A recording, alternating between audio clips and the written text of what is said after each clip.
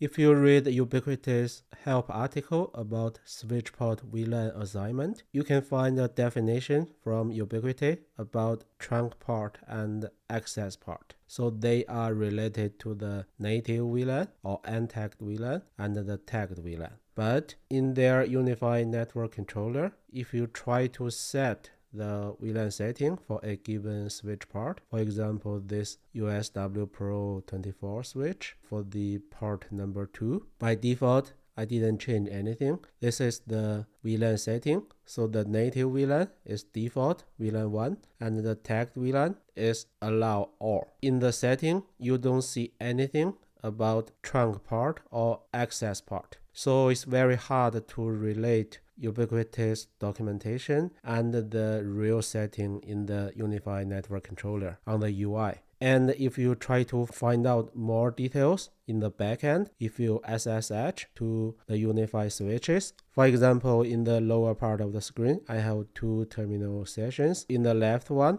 let me SSH into the USW Pro 24. In the right side, SSH to another switch, Pro Max switch.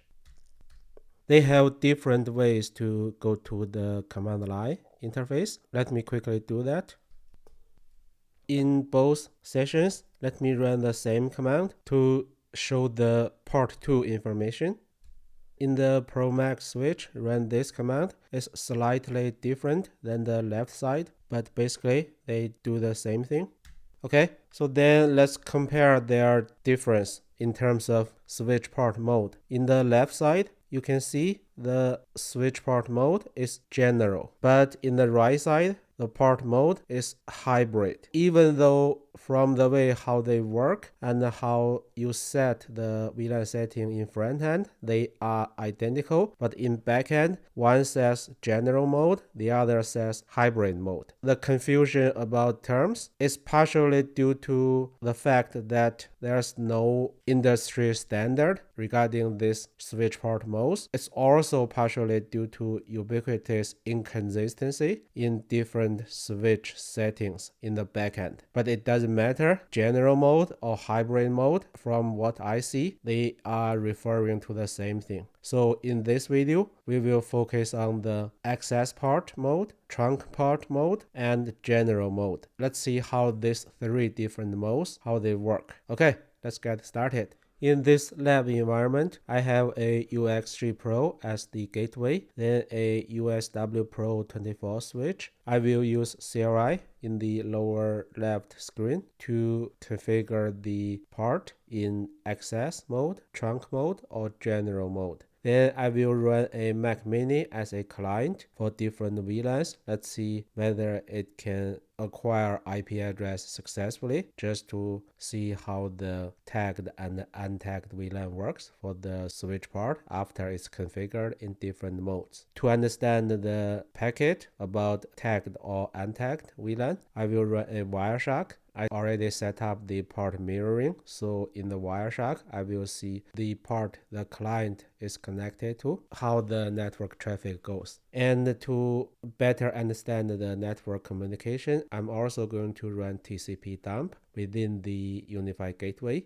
At this moment, I already connected the Mac Mini with the UniFi switch using a Ethernet cable. That's why here on the port display for the switch, you can see port 7 is showing green color. But in the macOS, you can see I make the Ethernet interface inactive. So that's why there's no any network activity going on yet from this Mac. So now I'm ready to start configuring the switch port. If you are from Cisco world, you must be very familiar with the concept of access port and trunk port. So according to this UniFi help article, access port doesn't have tagged VLANs. So it only permits traffic belonging to the native untagged VLAN. That's access port. And for trunk port, it has tagged VLANs. Even though on the UI, it doesn't support direct configuration of access port and trunk port. In the backend, through command line, you are able to configure the switch port in access mode or trunk mode using commands. Let me configure the port 7 of the UniFi switch first to access mode. Then we can test it out to see how it works. In the terminal, let me SSH into the USW Pro 24 switch.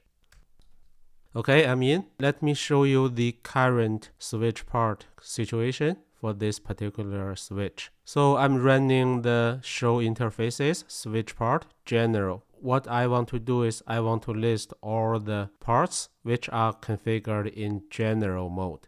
You can see by default all the switch ports are configured in general mode, and you can see the untagged VLAN, they all have 1, which is the default network. For tagged VLAN, they have 10, 20, 101, 102. Why is that? In the UniFi network controller, you can see now I only have 5 VLAN configured. That's why the default 1 is untagged and all the others are tagged. That's the current default configuration for all the ports, including 07, which is the port I connected with Mac Mini. So now let me manually configure this part in access mode. So let me go to the interface configuration mode, interface 07, then configure the part in access mode. So as shown in the slide, for access mode part, the only information you need to configure is the access VLAN. Remember what's access part? Access part doesn't have tagged VLAN. It only permits a native untagged VLAN. That's why we only need to specify access VLAN, which is the untagged native VLAN. So let me specify VLAN 10 as the access VLAN for this testing. So I'm saying I want to configure this switch part, which was already in access mode, and I want to specify the VLAN 10 is the native VLAN, is the untagged VLAN, is the only permitted VLAN. Okay, done. Just by using these two simple commands, we already have a port 7, which is in access mode, which is already a access part. After the configuration, if I show the interface switch port 7 again, you can see some very confusing, misleading information. Ubiquiti should have done a better job to correct the displayed information for different switch port mode, but apparently it's not Ubiquiti's priority. So you can see we already configured the switch port in access mode, and then it correctly displayed the access VLAN 10. But alarmingly, it shows the general mode information, trunk mode information. For example, it says general mode PVID, the port VLAN ID is 1, and the tagged VLAN 10, 20, 101, 102. So all the VLANs I have. Apparently, it mixed the current effective information and the information for other switch port mode, which is not effective. For example, the general mode information. For example, the trunk mode information. As long as you configure a port to access mode or trunk mode, you can ignore the other irrelevant information, even though they are confusingly displayed. Later, when we test the Mac connectivity, we can use the VLAN 102, which is my super secured VLAN. We can use this VLAN as an example just to confirm all this trunk mode, general mode information, they are garbage. We can validate it easily later. Okay, so now it's time to move on to the Mac Mini to test whether the access part we just configured, whether it works at all. The Mac Mini comes with a RJ45 port. So by default, in the settings for network, it has an interface called Ethernet. But in this testing, I want to validate the different connectivities for different VLANs from the same Mac Mini, right? So that's why I need to configure the VLAN ID somehow in the network. The way in macOS to configure VLAN is you go to network setting, see this button with 3 dots, you click the drop down, then choose manage virtual interfaces. Here you can click the plus button, new VLAN. Here you put the VLAN tag and then you put the parent interface. Of course, for my case, I only have one Ethernet port. This is the only one, right? In this way, I already created 3 VLAN interfaces for VLAN 10, 20, and 102. So you can see for all the 4 interfaces, they are showing inactive because I want to test them one by one. Let me start the Wireshark capturing.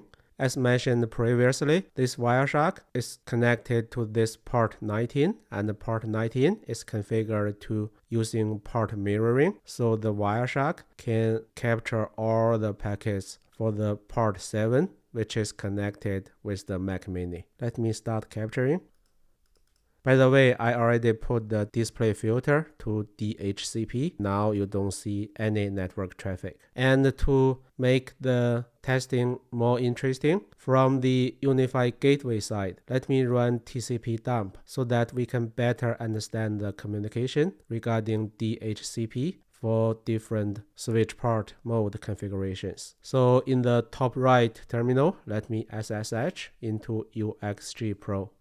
Then let me run TCP dump command. Here I'm saying I don't care which interface, capture all the interfaces, but I'm only interested in the DHCP part, which is 67. Right? From the Mac machine, let me choose the Ethernet interface, make active. macOS will start the DHCP client process, trying to acquire IP address. So let's see for different network interfaces, for different VLANs, what's the result, whether the DHCP works or not. Click on the make active button.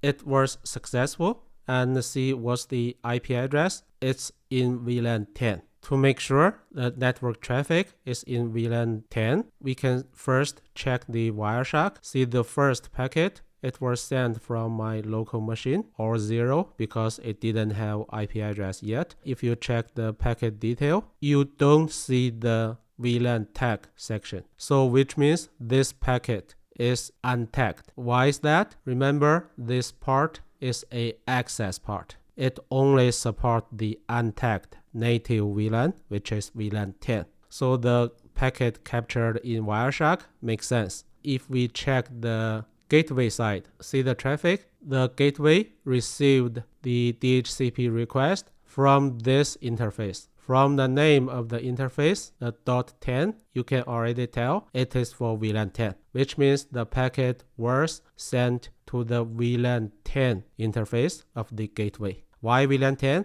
Because this is a access part. The access VLAN is 10. Okay, let me make it inactive.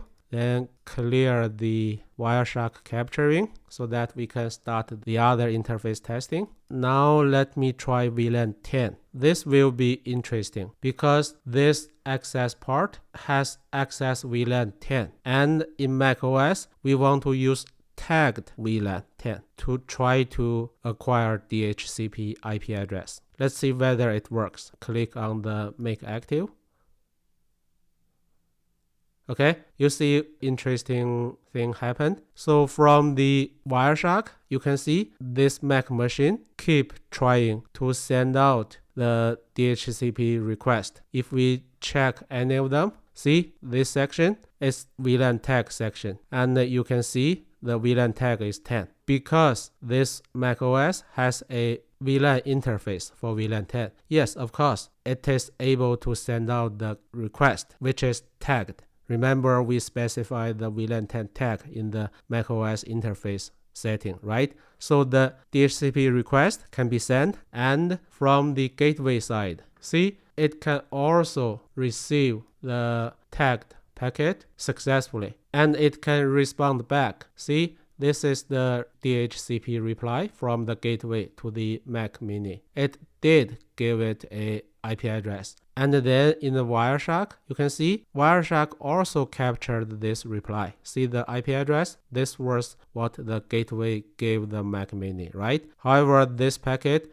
never reached the macOS for this VLAN. Then apparent question is where this DHCP response tagged packet went, right? If we try to enable the Ethernet interface,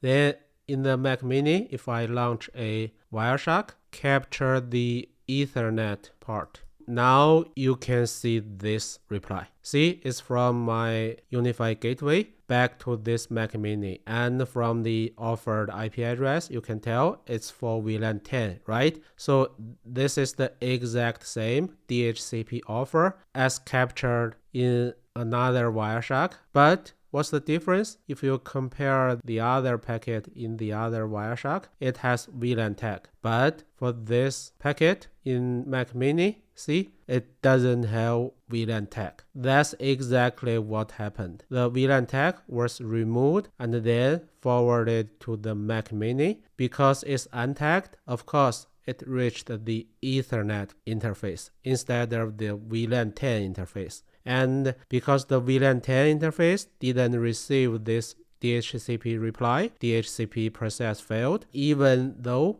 this packet did reach the Ethernet part. If you check the MAC address, I can tell this MAC address is for the VLAN 10 MAC address. So to put it the other way, this DHCP offer has nothing to do with this Ethernet interface because it's for the VLAN 10 interface, in fact, right? So that's why this DHCP offer didn't take effect at all. It's completely wasted.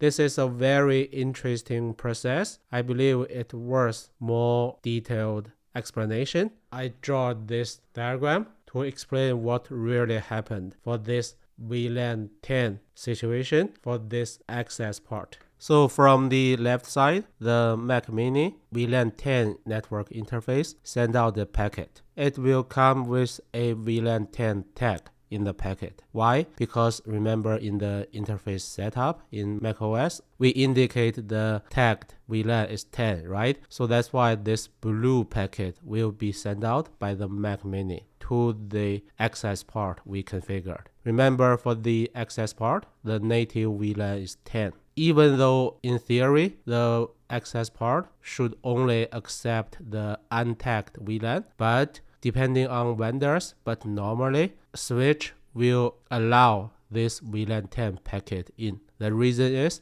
the tagged VLAN 10 is the same as the native VLAN of this access port. So the switch will allow it in. And during the processing within the switch will have the tagged packet. And because the VLAN is 10, so the VLAN tag is still 10. So once the switch need to send out the packet through the access part, it will remove the tag. Why? Because the part is a access part. The untagged packet is in the native VLAN 10. So the switch will remove the tag. That's why in Mac Mini, if we use Wireshark to capture the VLAN 10 interface, we will not see this packet, but only when we capture the original Ethernet packet, we will be able to see it, because this packet is received without VLAN tag. So someone may ask, are you sure? It may be because the Mac Mini network interface driver removed the VLAN tag before the default Ethernet interface receive it, right? No, it's not the case. In the interest of time, I won't show you other VLAN situation, but from this Ethernet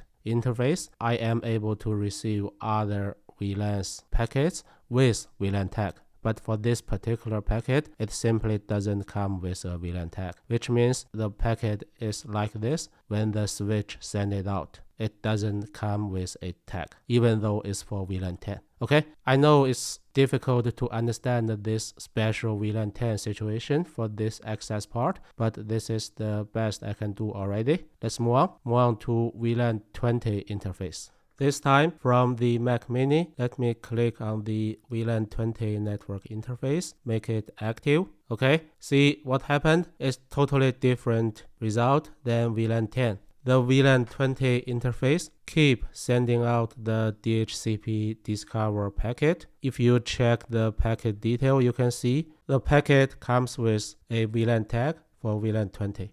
But from the gateway side, you can see nothing's captured. Why is that? Because this VLAN 20 tagged packet is simply dropped by the switch. So from this diagram, for this pink packet with VLAN tag 20, when the access part receive it, because 20 doesn't equal to the native VLAN 10, it simply drop it. So that's why you see this interesting result. The VLAN 20 interface will never work when it connects to this access part, because the access part is for native VLAN 10. Okay? So let me make it inactive and clear captured packet, but it is still capturing. Then let's quickly show a random other VLAN. Remember when we configure the access part, we only talk about VLAN 10. We didn't even mention other existing VLANs. But this time, let me use the VLAN 101 interface, make it active. Okay, see, we got the exact same result as the VLAN 20. Remember why I even want to test this VLAN 102? Just to ease your concern, because in the left side, when we display the interface Switchport 7, we do see this confusing information. It seems other VLANs are allowed, but it's not the case. For example, this VLAN 102, it is still not allowed by this access part. Okay, so now we are completely done with this particular access mode setup. It's time to talk about trunk mode. Okay, now let's configure the same part 7, to trunk mode. By the way, I have already reset the part configuration. We can validate it. So let me show the Switchport 7 information.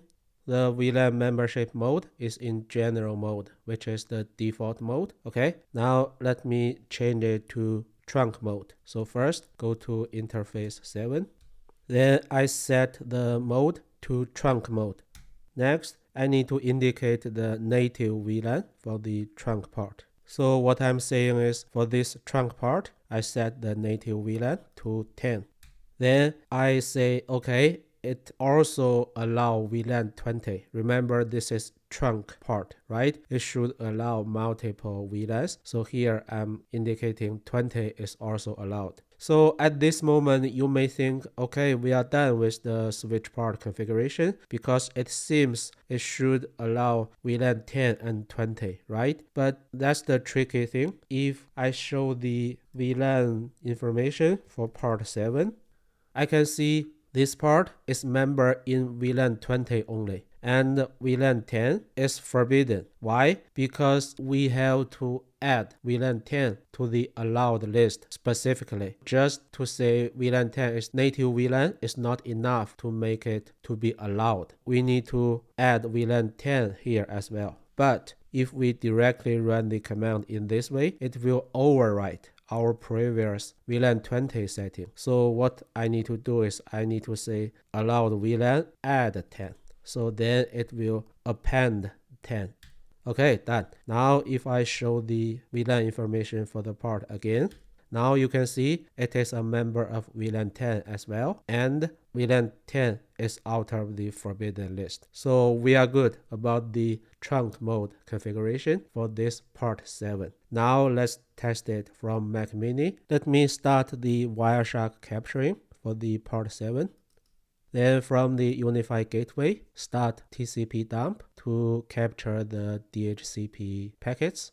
Okay, then from Mac Mini, start from the initial Ethernet interface. Make active. Okay, see, the DHCP was successful and it got VLAN 10 IP address. Why VLAN 10? Because we set the trunk part, the native VLAN, to VLAN 10. Then if we check the packets captured in Wireshark, you can see when the Mac Mini send out the DHCP request, the packet is untagged. We don't see the tagged information, right? But when the gateway reply the DHCP request, it will send out in gateway in VLAN 10. Why is that? Because the switch will add the VLAN tag to the untagged packet, because the part is set to native VLAN 10. That's the reason. And from the gateway, you can also see the gateway received the DHCP request in this part. The .10 means it's for VLAN 10. And the answer is also sent out using the same VLAN 10 interface. When the Mac Mini received it, it got the DHCP process completed successfully. Okay, make it inactive, then clear the Wireshark packets. Now let's try VLAN 10, make active. Just on the surface, it seems the process should work the same as the default Ethernet interface, right? But the end result is not really the same because you can see the DHCP process failed. So let's see what happened. From the Wireshark, we can see the Mac Mini send out the request using VLAN tagged packet because I can see the VLAN tag, the VLAN is 10, right? And it did get response back from the gateway, and the response is also in VLAN 10. It's tagged. But why this DHCP process failed? The reason is for trunk part, it has native VLAN. And the native VLAN, the VLAN 10, is assigned to untagged traffic. Because this Mac Mini VLAN 10 interface will not receive the untagged reply, that's why the DHCP process failed. Okay? It's similar to our previous testing when we test the access part due to the similar reason. So the VLAN 10 interface failed. Instead, the default interface was successful. Then make it inactive, clear the capturing. This time, let's try VLAN 20, make active. See, interestingly, for VLAN 20, the process was a success. Why is that? Let's check the packet. So the Mac Mini sent out the DHCP request using tagged packet because I can see VLAN tag 20 here, right? And the reply is also in tagged packet in VLAN 20. And then this interface is for tagged VLAN 20. That's why the whole process works. Now you can see the different behavior between VLAN 10 and VLAN 20. The reason is VLAN 10 is the native VLAN. VLAN 20 is the allowed VLAN, which caused the system will make different packets, either tagged or untagged. That's why VLAN 10 interface failed, but VLAN 20 was successful. In this type of setting, you shouldn't use the VLAN interface for VLAN 10. Instead, you should use the default interface. The reason is VLAN 10 is native. Okay, then let me make it inactive. Let's quickly test out the VLAN 102. Remember when we configured the trunk part, we didn't mention VLAN 102 at all, right? So let's see what will happen to it. Make active.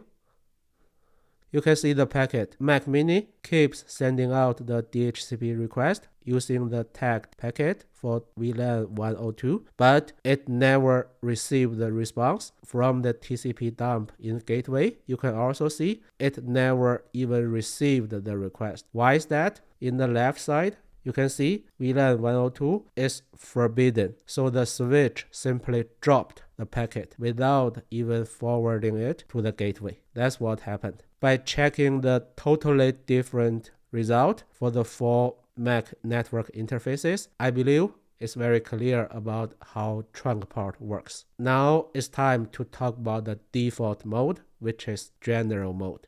General mode combines the benefits of access mode and trunk mode, so you can achieve the same effect as access mode or trunk mode. In this video, let's try to set the same part in the same general mode, but achieve different effect so that the part can act as a access part or a trunk part. Let's first set it as a access part. So I'm going to use the same part 7. I have already reset the part setting. Just to validate it, we can show the VLAN information for this part.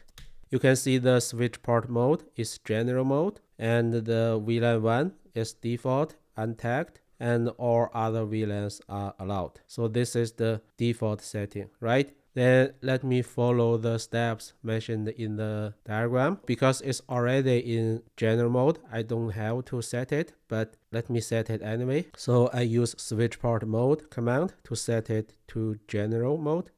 Then I need to indicate the port VLAN ID or PVID because I want to achieve the same effect as access VLAN 10. So I'm going to set the VLAN 10 as the PVID. VLAN PVID 10. Done. Then I need to specify the detailed participating VLANs. I need to say which VLAN is included, which VLAN is excluded. So first, specify the included VLAN. Of course, it's VLAN 10 because we want to make the part work as an access part, right? So VLAN participation include 10.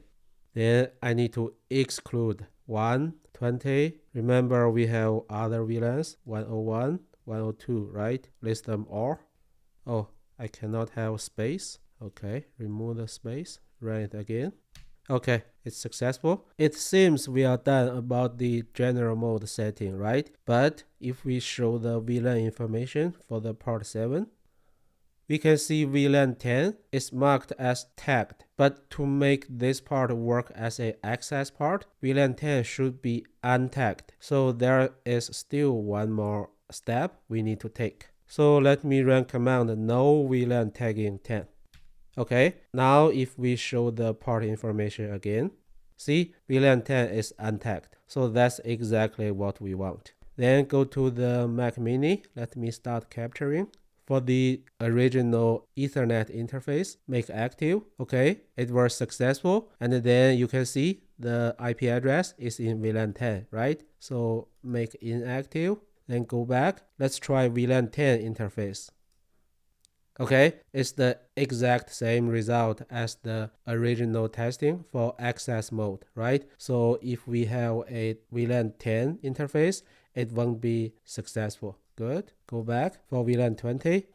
Yeah, it's not successful as expected because it's a access part. We do not want to support VLAN 20, right? Make inactive. Go back. Try VLAN 102. Yeah, the exact same result. It's forbidden. Okay, after this simple setting, we successfully achieve the same effect as the access mode, right? So now let me reset the port 7 configuration very fast. Then we can try the last thing, which is the general mode to support trunk part. Let me first set the port 7 to general mode. As I said, it's optional because by default it's already in general mode. Then specify the PVID as 10. Then for VLAN tagging, let me say 10 and 20. So here you can also say no tagging for VLAN 10 if that's what you want. But just for testing purpose, I'm specifying both 10 and 20. They are tagging. Then I specify the VLAN participation to include 10 and 20. Then I want to exclude all other VLANs. So I say exclude 1, 101, and 102. Okay, we are done. Quickly test it using the Mac Mini. First, the Ethernet part, make active. See, here Mac Mini has a bug because it shows the green color, but as you can see, it didn't really get the IP address. From the Wireshark, you can also see DHCP process is still going on. Why is that? Because based on our setting, we didn't specify a untagged VLAN. For this Ethernet interface, it couldn't get the correct IP address, even though the gateway did offer one, which is in VLAN 10, right? Because we have the PVID as 10. This is the expected behavior. Make inactive. Go back. Now let's try VLAN 10. See, this time it works. It got the IP address correctly back because we indicated that even for VLAN 10, we wanted to be tagging. That's why VLAN 10 interface is successful now. Make inactive. Go back. VLAN 20. Yes, it's also successful. See, the IP address is in VLAN 20, even though the PVID is 10. Because the part is a trunk part, VLAN 20 is also working as expected. Make inactive, go back. Then let's try VLAN 102. See, it doesn't work as expected because we specifically said we want to exclude 102 from the VLAN participation, right? This is a very long video. I just want to make sure we understand what's access part, what's trunk part, what's access mode, what's trunk mode, and what's general mode. By the way, you must be very familiar to set the VLAN setting using the UniFi network controller, right? So basically, you can see the setting. You can easily relate it to the general mode setting we did in the backend. Even though from the front end, Ubiquiti doesn't have a way to set the access mode and trunk mode directly, you can simply use the general mode to achieve the same effect to make your part work as a access part or trunk part. Okay, before finishing this video, the question may come up. Everything I did in the video was in the backend using CLI, right? We all know Ubiquiti doesn't support the persistence of your CLI setting. So once you reboot your switch, everything will be gone, right? But that's not the point of the video. I just want to use the CLI to clearly show you what's access mode, trunk mode, and the general mode. So if you want to achieve the same effect, of course, you can use the UI to do the more user-friendly setting. Okay, this is the end of the video. Thanks for watching.